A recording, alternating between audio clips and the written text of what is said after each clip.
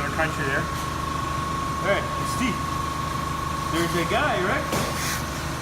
He's got this checkered red and black. They catch you eventually. I wasn't paying attention. I was on the Ontario side. And they came out of a little cove and I was like, fuck. Oh, that's, and they were like, yeah, we saw you last weekend. I'm like, oh yeah, where? Right here.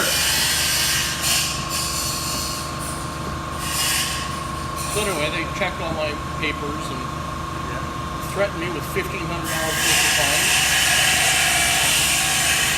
Be like, you sure that was me? That's the problem with that boat though. One of a kind, eh? Yeah, have it wrapped like that, they know it's you. There's no way. And it's a rare boat to begin with. It's an 88. Really? Yeah. Really?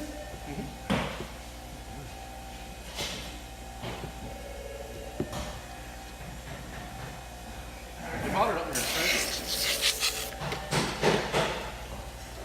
Buddy went around what house on it. We paid nothing for it.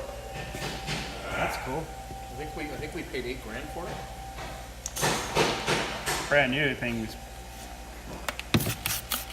probably 100,000. Mm-hmm. Boats are expensive. It is when you pull into a gas station. Oh yeah.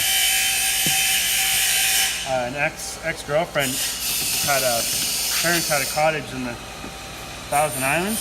Yeah.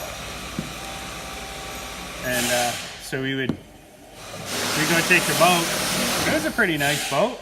Went pretty fast. And then we'd go to the gas station.